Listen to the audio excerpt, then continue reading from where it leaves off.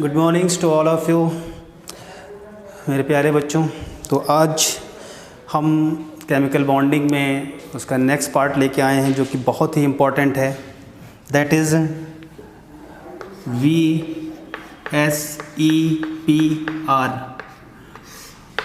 Valence shell electron pair repulsion theory. Valence shell electron pair repulsion theory, that is VSEPR।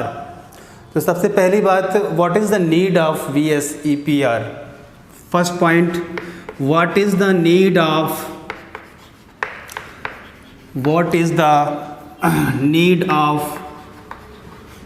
VSEPR? VSEPR theory की need क्या है? तो देखेंगे valence bond theory, इसका answer लिख रहा हूं। Valence bond theory could not explain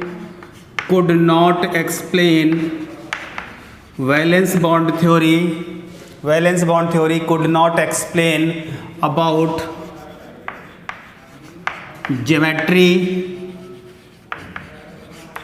geometry and shape of molecule, about geometry and shape ये ऑफ है बेटा, and shape of molecule. For this VSEPR is introduced, जिसके लिए इंट्रोड्यूस की गई valence shell electron pair repulsion theory. तो सबसे पहली बात, what is the need of VSEPR theory? तो आप क्या बोलोगे? Valence bond theory could not explain about geometry और शेप। ज्योमेट्री और शेप के बारे में वैलेंस सेल थ्योरी कोई भी बात बता नहीं पाई। इसके लिए हम लोगों ने लॉन्च की, साइंटिस्टों ने एक नई थ्योरी, इसका नाम है valence shell electron pair repulsion theory. With the help of this we can explain geometry of molecule and shape of molecule. Okay, अब देखो बेटा यहाँ पे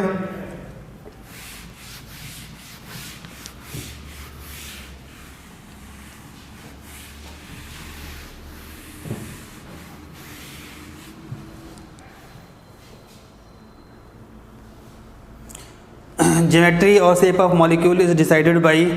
अब आपसे अगर कोई पूछे कि ज्योमेट्री कौन डिसाइड करता है, तो यहाँ लिख रहा हूँ मैं, geometry and shape of molecule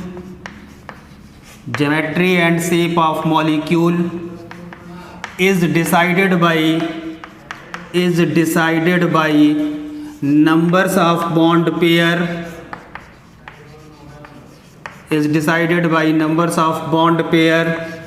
and lone pair. Okay, the geometry and shape of molecule is decided by numbers of bond pair and lone pair. जितने भी bond pair होंगे और lone pair होंगे, they decide the geometry, bond pair and lone pair on central atom. अगर आप बोलोगे कि geometry को डिफाइन करने के लिए कौन से इलेक्ट्रॉन रिस्पॉन्सिबल होते हैं, तो किसी भी मॉलिक्यूल्स के अंदर दो तरह के इलेक्ट्रॉन होते हैं, एक बॉन्ड पेयर के इलेक्ट्रॉन और दूसरे लोन पेयर के इलेक्ट्रॉन। सेंट्रल एटम पे जितने बॉन्ड पेयर होंगे और जितने लोन पेयर होंगे, ऑन सेंट्रल एटम जितने भी बॉन्ड पेयर होंगे और जितने भी लोन पेयर होंगे, वही डिसाइड करेंगे geometry of molecule.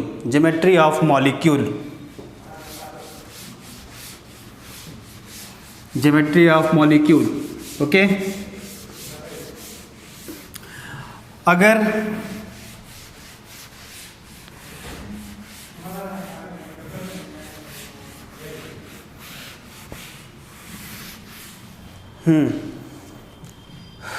Next point एक नोट टाइप से होगा, again a note, if central molecule is if central molecule contain only bond pair if central molecule contain only bond pair, अगर central molecule के पास सिर्फ bond pair होंगे, bond pair, then it is symmetrical in geometry, then it is symmetrical in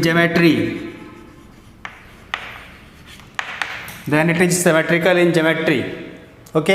if central molecule contain only bond pair, अगर सिर्फ और सिर्फ bond pair है सेंट्रल मॉलिक्यूल्स के पास, now the central molecules have symmetrical geometry. कैसे geometry होगी central molecules की? Symmetrical geometry, okay. Next point, again note, if lone pair is also present, if lone pair is also present, then geometry is distorted, उस case में geometry कैसी हो जाएगी बेटा? then this case geometry is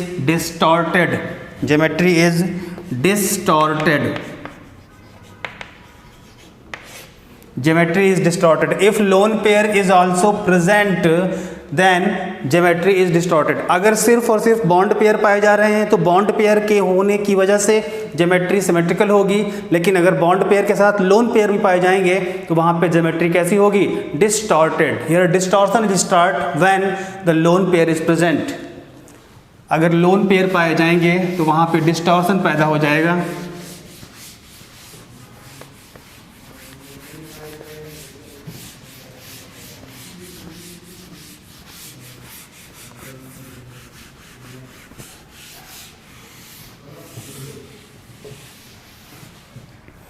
okay, अब बात करते हैं कुछ इंपॉर्टेंट पॉइंट की। अगेन अ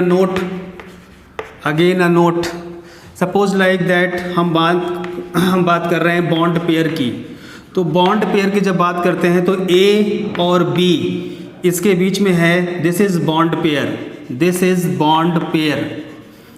तो यहाँ पर ए का भी न्यूक्लियस होगा और बी का भी न्यूक्लियस होगा, और इन दोनों न्यूक्लियस के बीच में 2 इलेक्ट्रॉन रिवॉल्व कर रहे हैं। तो अगर बॉन्ड पेयर की बात करते हैं, तो talking about the bond pair,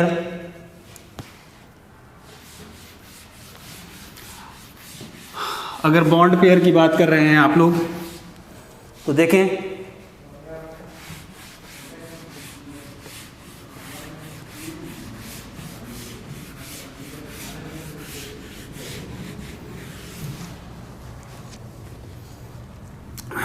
एक छोटा सा नोट देखिए।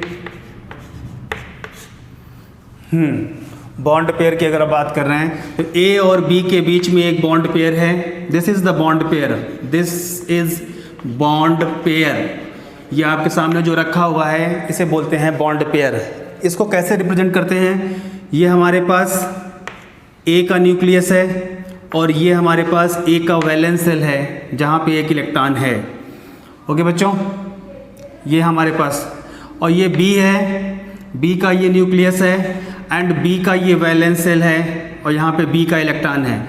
अगर ये दोनों ओवरलैपिंग करते हैं, अगर ये दोनों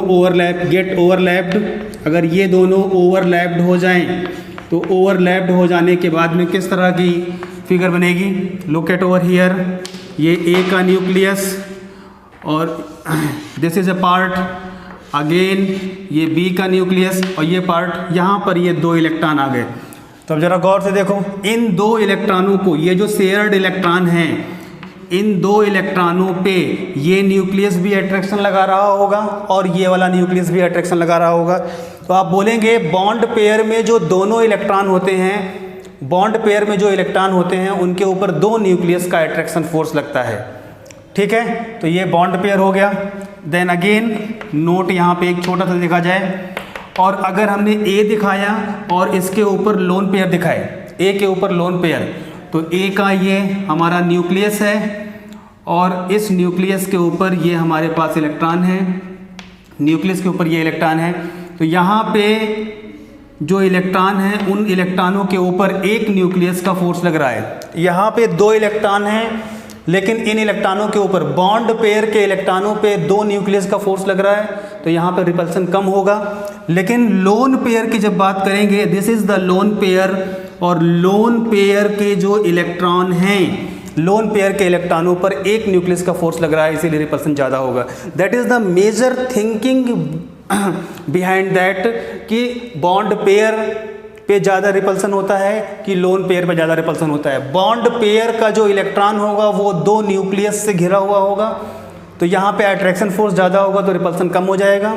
लोन पेयर के जो इलेक्ट्रॉन होते हैं उन पे सिंगल न्यूक्लियस का फोर्स लगता है, इसीलिए यहाँ पे रिपल्सन ज़्यादा होता है। तो आज यहाँ से बात प्रूफ हो गई कि लोन पेयर के बीच में रिपल्सन ज़्यादा होता है और बॉन्ड पेयर में रिपल्सन कम होता है। तो यहाँ से हम एक बहुत ही हिस्टोरिकल बात लिखेंगे आप लोगों के लिए जो बहुत ही इंपॉर्टेंट है। यहाँ पे पहली बात, bond pair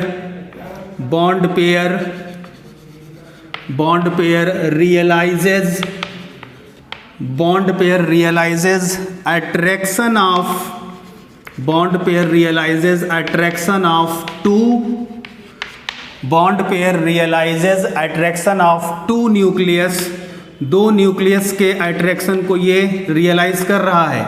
so repulsion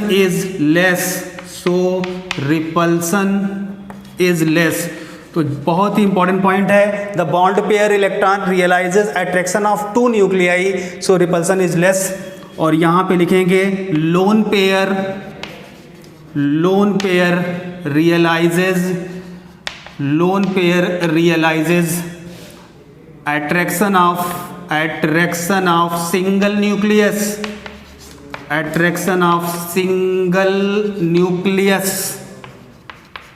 This realizes attraction of single nucleus, so repulsion is high या more, so repulsion is more। उस केस में रिपल्सन क्या हो जाएगा बच्चों?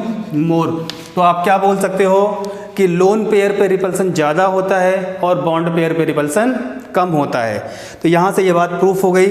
11th और 12th में बच्चों के पास ये कॉन्सेप्ट क्लियर नहीं होते हैं। बॉन्ड पेयर के इलेक्ट्रॉन पे 2 न्यूक्लियस का अट्रैक्शन फोर्स लगता है, इसीलिए वहाँ रिपल्सन कम होता है। लोन पेयर के इलेक्ट्रॉन पे सिंगल न्यूक्लियस का अट्रैक्शन लगता है, इसीलिए वहाँ पे रिपल्सन ज़्यादा होता है। ये बॉन्ड पेयर को मैंने दिखाया यहाँ पे, बॉन्ड पेयर के इलेक्ट्रॉनों पे 2 न्यूक्लियस का अट्रैक्शन, इसीलिए रिपल्सन कम। और लोन पेयर सिर्फ सिंगल न्यूक्लियस की प्रेजेंस में रहता है, इसलिए यहाँ पे रिपल्सन ज़्यादा होता है। बात समझ में आ रही है बच्चों कि नहीं आ रही है? आ रही है, वेरी गुड।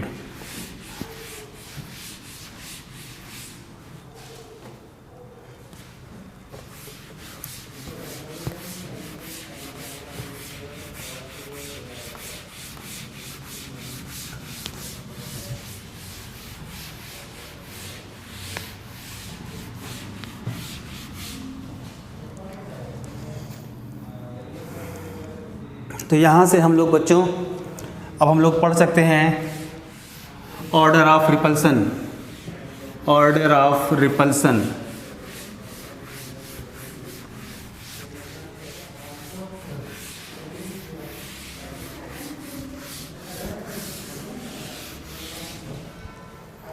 अब हम यहाँ पढ़ सकते हैं ऑर्डर ऑफ रिपल्सन।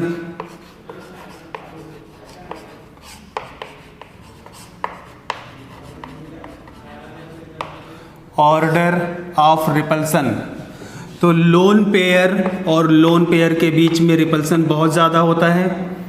इसके बाद लोन पेयर और बॉन्ड पेयर के बीच में रिपल्सन कम होता है, और सबसे लीस्ट रिपल्सन जो होता है वो कहाँ होता है? बॉन्ड पेयर और बॉन्ड पेयर में।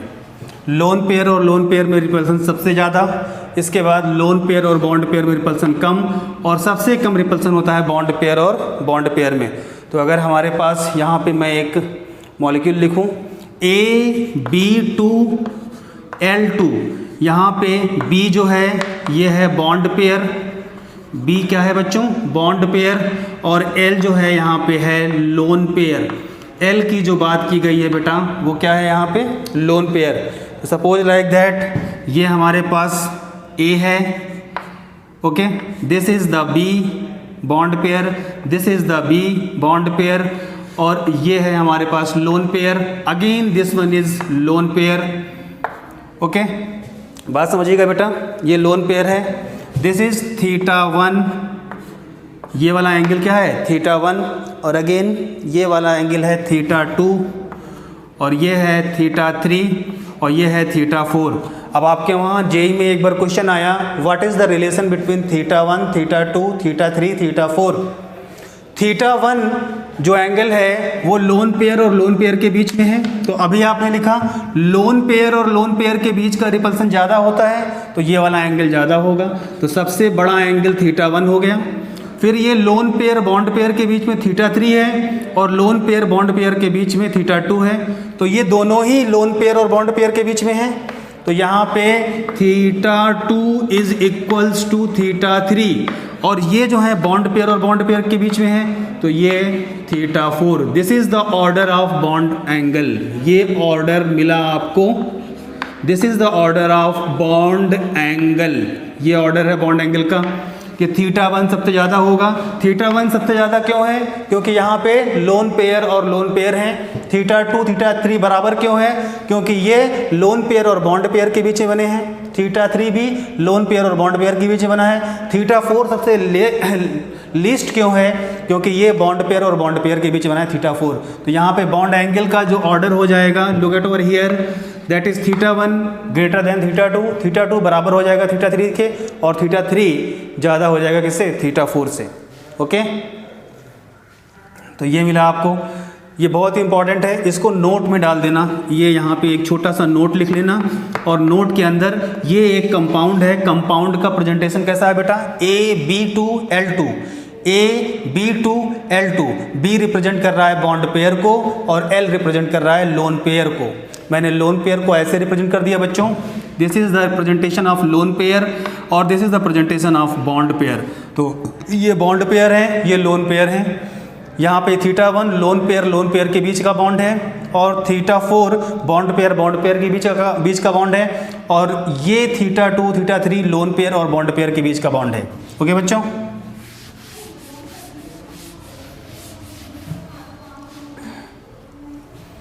सो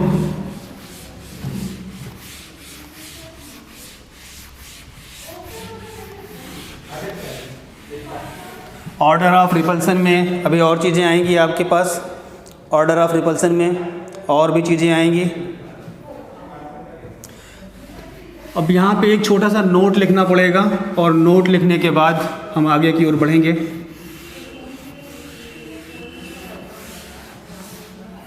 पहले मैं देख कि हमारा लेक्चर रुका तो नहीं है बच्चा।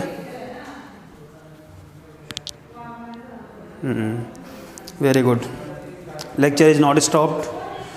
ओके, अब यहाँ पे एक छोटा सा नोट मैं लिखने जा रहा हूँ आप लोगों के लिए बच्चों, नोट, और ये नोट है पाई बॉन्ड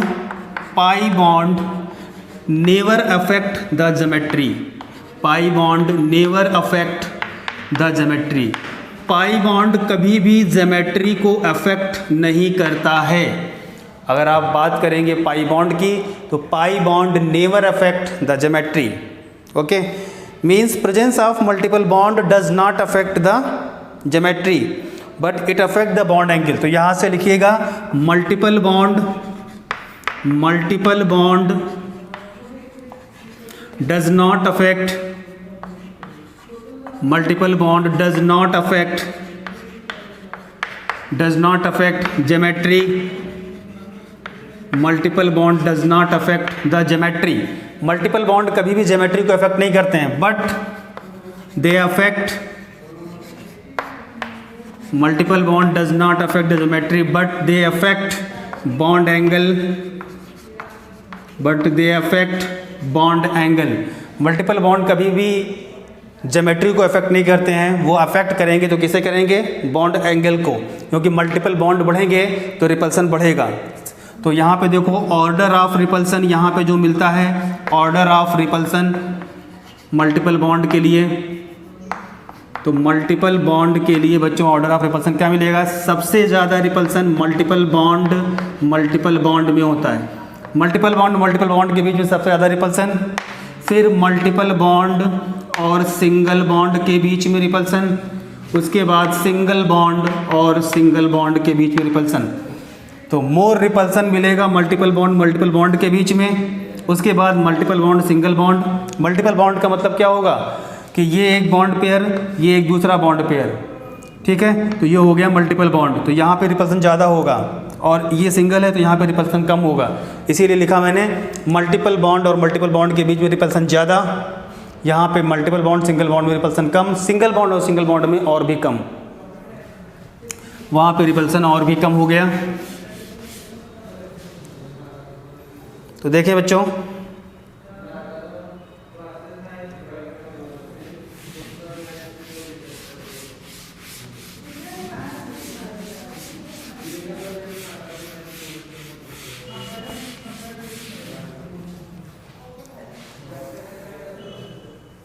ओके। और अब हम लोग बात करते हैं अपने हाइब्रिडाइजेशन की। तो इसके लिए हम लोग स्टार्ट करते हैं बेटा।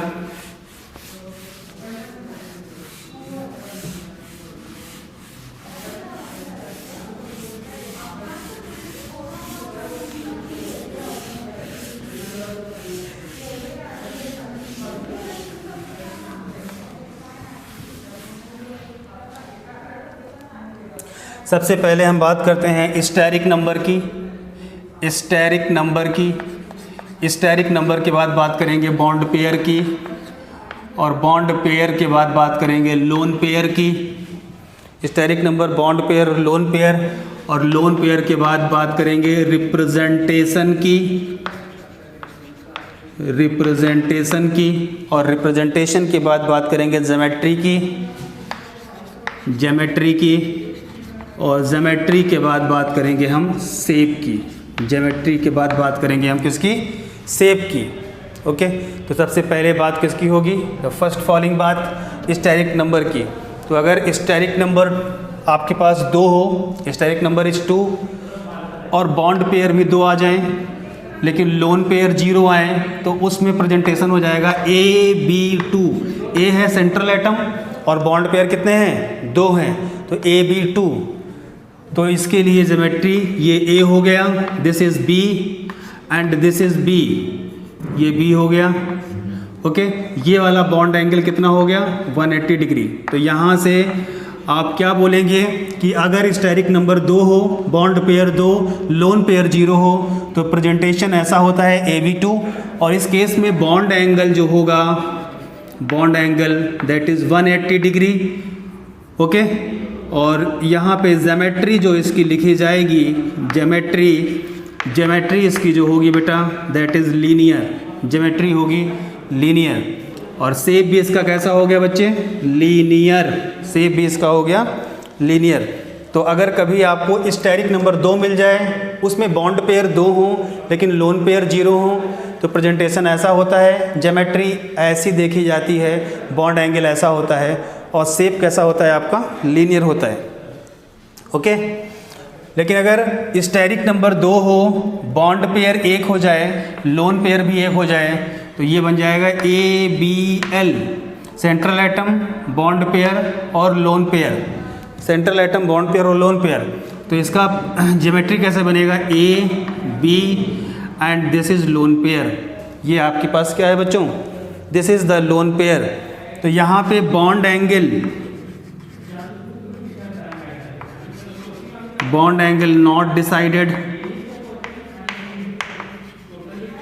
बॉन्ड एंगल नॉट डिसाइडेड, और अभी भी इसका शेप कैसा होगा? लीनियर होगा। अभी भी इसका शेप जो होगा वो कैसा होगा बच्चों? अभी भी इसका शेप लीनियर होगा। ओके,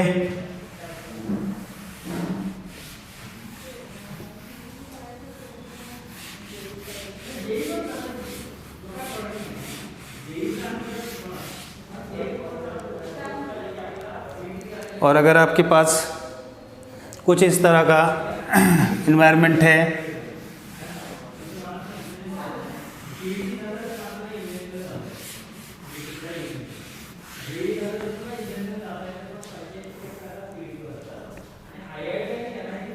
ओके, अगर स्टेरिक नंबर 3 है, बॉन्ड पेयर भी 3 है, लोन पेयर 0 है, तो रिप्रेजेंटेशन इसका कैसा हो जाएगा बच्चों?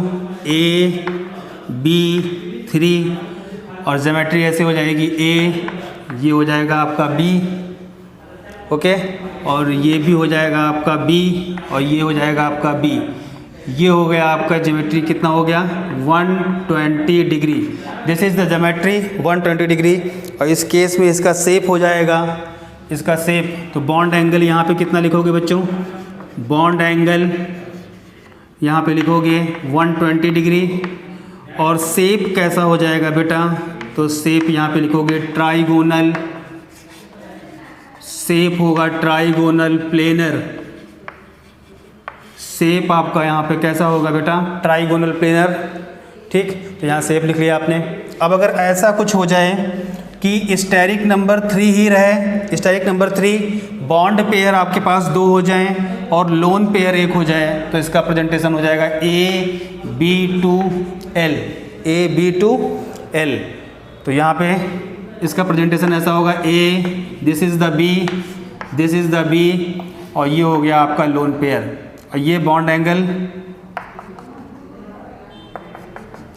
एंगल यहाँ पे कितना हो जाएगा, बॉन्ड एंगल यहाँ पे हो जाएगा, अभी भी बॉन्ड एंगल थीटा जो है, ये वाला बॉन्ड एंगल, ये लोन पेयर इस बॉन्ड पेयर को अंदर की ओर कंप्रेस करेगा, तो theta is less than 120। Okay, अगर बहुत तकलीफ हो रही हो तो इसको थीटा 120 भी कर सकते हो, लेकिन ये वाला लोन पेयर इस बॉन्ड पेयर को अंदर की ओर धक्का देगा, उसकी वजह से एंगल घट जाएगा, theta is less than 120 degree. ठीक है, और शेप अभी भी इसका कैसा है, ट्राइगोनल प्लेनर। शेप कैसा है इसका, ज्योमेट्री इसकी ट्राइगोनल प्लेनर है, लेकिन शेप इसका कैसा हो गया, बेंट शेप और वी शेप।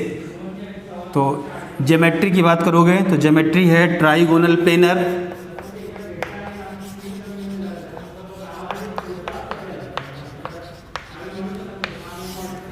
ज्योमेट्री अभी भी इसकी कैसी है, ट्राइगोनल प्लेनर, और शेप इसका है बेंट शेप। शेप इसका है बेंट शेप। ओके, तो अगर स्टेरिक नंबर 3 में बॉन्ड पेयर 3 हो, लोन पेयर 0 हो, तो प्रेजेंटेशन ऐसा होगा, और बॉन्ड एंगल 120, शेप ऐसा हो जाएगा। शेप, इस शेप को यहाँ से हटा करके ज्योमेट्री कर दो, ज्योमेट्री इसकी जो हो जाएगी ट्राइगोनल प्लेनर हो जाएगी। ज्योमेट्री इसकी कैसी हो जाएगी, ट्राइगोनल प्लेनर हो जाएगी। और अगर बॉन्ड पेयर 2 हो जाएं, लोन पेयर 1 हो जाए, तो रिप्रेजेंटेशन हो जाएगा AB2L, और ये कुछ ऐसा दिखेगा। यहाँ पे bond angle less than 120 degree, bond angle 120 से कम हो जाएगा, और जो यहाँ पे शेप होगा वो कैसा हो जाएगा, ट्राइगोनल शेप जो हो जाएगा वो हो जाएगा बेंट शेप और वी शेप। ज्योमेट्री हो जाएगी ट्राइगोनल प्लेनर। ठीक है, तो ये 2 केसेस मैंने डिस्कस किए, और इसके बाद के केसेस कल की क्लास में डिस्कस होंगे। Thank you.